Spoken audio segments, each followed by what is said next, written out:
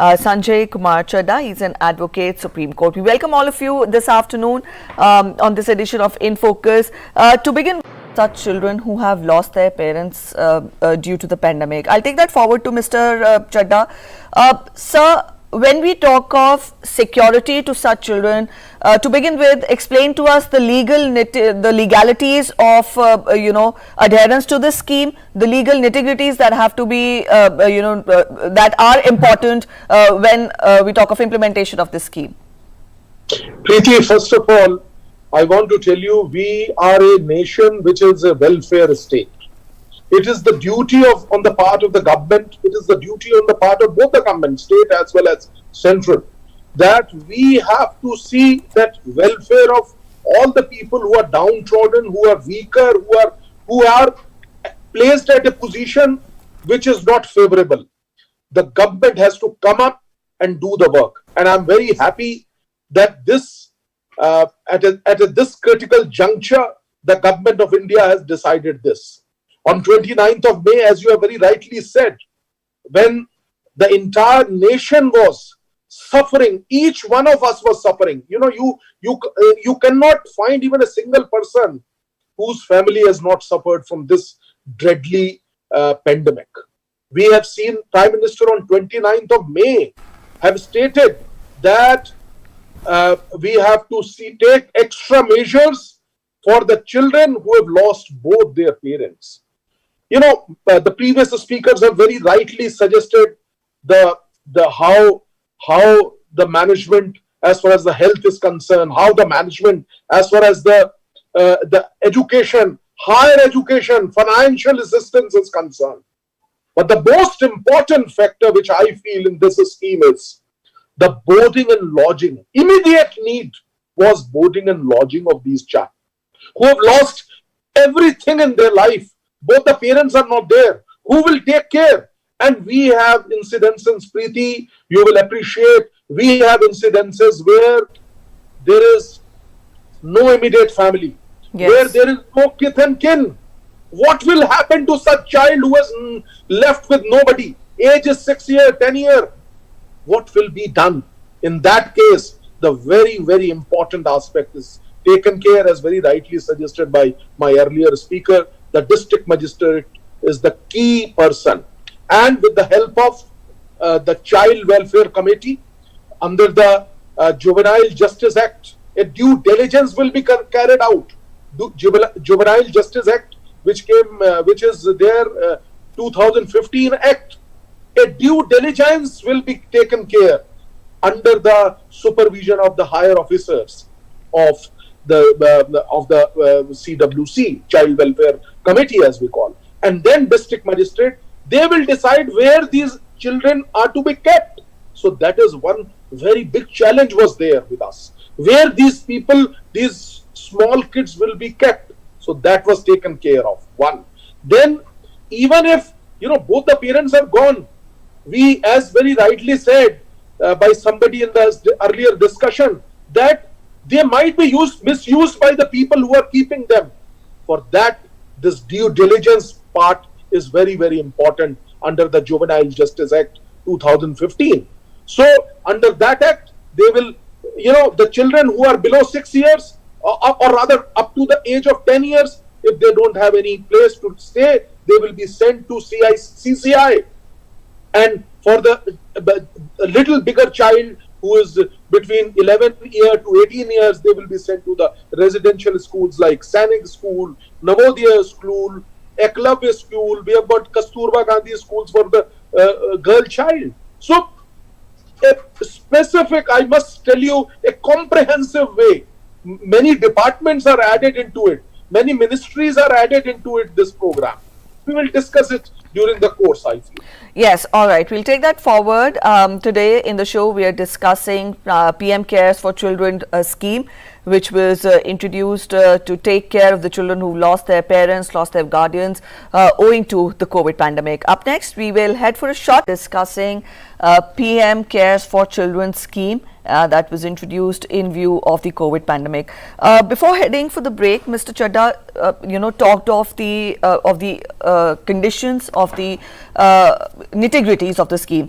Mr. Pokharna, you've talked of how a child who's lost a parent owing to this crisis would already mean end of the world. Coming to the rescue of such children, education, lodging is one aspect, but to make sure that the children are in tune with their mental stability, what is being done to ensure that such children do not lose their courage, do not lose their moral, they are so that they are risen, or they grow up as confident individuals? So another point that I would like to highlight, which is different in the kind of treatment, the scheme is different in its treatment as compared to the approach of government in such schemes or such programs which were held earlier, is that this time government has thought of rehabilitating these children with their relatives or with their extended families first, rather than mindlessly admitting all of them to child care centers. This is a huge strategic parameter to see if the scheme meets its the intended target is in the planning of the scheme. So, as you know, my previous speaker, Shri Sanjay Chadda ji, also mentioned that the scheme has been designed in such a comprehensive manner that it starts giving a monthly stipend to the student after the age of 18, and once the child attains the age of 23, and once the child is 23 is that age where the government is thinking that the child is mature enough to take a decision on how to spend that lump sum amount of 10 lakh which he or she will get. So that then if one wants to set up a business or wants to invest that amount in certain other things, so that child is free to do. So that I think the planning part has taken care of the later part of the success of the scheme. So the planning is very robust, and it takes care of all the considerations. Children between 18 to 23 may, if you give the entire money beforehand, there might be a possibility of wasting or splurging that money, but that has not been done. So I think the second part, or the financial planning part, has been ably done by government. All right, I'll take that forward to Dr. Jaikumar. Dr. Jaikumar, you're from Tamil Nadu. I would want you to tell us about implementation of the scheme, the challenges which you faced so far. Mr. Pokharna very in fact detailed has explained the different challenges at different stages which are faced. You are putting it into shape in Tamil Nadu. Tell us more about it. What are the challenges did you face in its implementation? What has been the coverage? What has been the response so far? Also, I would want you to explain to our viewers, if somebody wants to be part of the scheme, what is done? An account has to be opened for the beneficiary. Who takes care of that account? How is that account operated? I would want you to, bring our viewers, bring to their information all these aspects also. Ma'am, I would want you to unmute your device also, please. Yeah, now is it clear? Yes, ma'am. Yeah. So, Prime Minister Cares for Children very clearly says the district magistrate takes care of the implementation of the scheme and is expected to anchor the scheme. So, we all know that at the district level, every collector has a district child protection unit in their own district. This district child protection unit has an elaborate 12 staff who is working only for the welfare of the children. So, care of by proper education loans, and the interest for these education loans are also bared by the the central government, the scheme. Okay, so basically these children can actually get proper education until they complete their undergraduation or even post-graduation. So once they are on their own, they can take care of their own life. They don't need the government, their relatives to take care of them. That is the beauty of the scheme. And so when they are 23 years, they get this beautiful amount of 10 lakhs, which they can, as he said, invest in business or keep it as their savings, find a job, pay back their loans. So I think the transparency in this scheme is the biggest positive thing in this scheme. It reaches the children directly and everybody knows where the money is going. All right, Mr. Chadha, I would want you to tell us more about grievance redressal in the scheme. For smooth implementation, there could be cases of grievances as well. How are grievances handled, when we talk of the law books? As Dr. Jayakumar said very nicely, that it is a very comprehensive scheme. I wanted to tell you a very important aspect of this scheme, that it has covered, as I mentioned earlier also, that Ministry of Social Justice is being taken into this. Well, look at the beauty that which all ministries are roped in.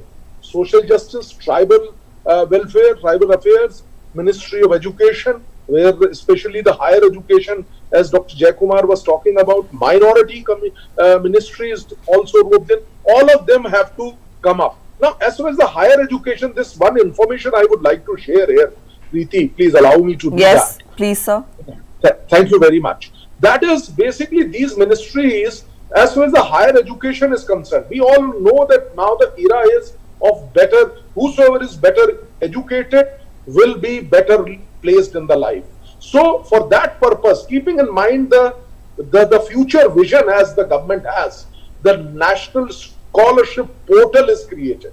These all will be taking care of that. And that the apprehension which Raviji has raised and stated, that there are chances that some people who are not eligible might also join. Here comes your question also, the grievances. So a great scrutiny is there before anybody is allowed to enter this. First the officer under the office of district magistrate will check whether the eligibility, all of us missed one eligibility. The child is not 16 years. Yes. It is 18 years. So below 18 years is to be covered in this. So look at this. So, and thereafter, when the financial assistance is given, everything is very, very, as I would say, it is very organized. And then that money, when it has to, on pro rata amount, which will be going to the post office account, which will be opened in the name of the child, till the age of 18, this amount will be collated, and government will be giving it. And then that amount will be invested in the government secured bonds, etc., etc. From there, the earning will start. So absolutely safe. Now coming to your question, where is the grievance mechanism? What exactly and how, if there is any grievance to somebody? The beauty of this scheme is that, first of all, we are a welfare state. I just said in the beginning, the grievance is to be redressed within the who will be monitoring? An IAS officer. It is not that somebody at a lower level will see. If at all there is a grievance, you have to report it to the district magistrate, and district magistrate DM at his office will call for all the records and check what is the grievance, and accordingly will resolve it. So a very, very correct. I will borrow a word from Ravi ji. He said robust scheme, and I totally agree with him. And that shows that how the government of India, during that time when everybody was demoralized, everybody was we all were shaken up with this, and from there, these people, these children who have really lost their life is ruined, if you see, and these supports of the government are really God-sent supports, I must say. Yes, indeed, it's a God-sent blessing and support. We'll continue this talk. further, but at present we're heading for a short break. You're watching In Focus, and today we're discussing PM Cares for Children scheme. Stay with us. We'll be back in a Mr. Chadda, how important is the coordination between centre and state for effective implementation of of the scheme, or for that matter any scheme when we talk of effective implementation? How far, because anything started, initiated at the centre, for it to be effectively implemented would definitely require every state's contribution and cooperation as well. I would say a very robust system is there. Everything is monitored at central level, and state which is implementing the plan has to report each and every thing to the central government. There an organized system is there, wherein an officer at the additional secretary level in the central government is heading that particular team, wherein in a very nice manner every month this coordination has to take place. That what is the status of the scheme, how many what you call the children have been so far, because the scheme will the time given is 31st of December 2021. Up till that date, started from 13th of March 2020. So during this period, if anybody has lost the COVID, then it will be covered. Coordination is very important, and we have got a very nice coordination, I can assure. I've gone through the entire document. When Dr. Ravi was talking about the nutritional part, it reminds me, we have also coordinated the Anganwadi into this.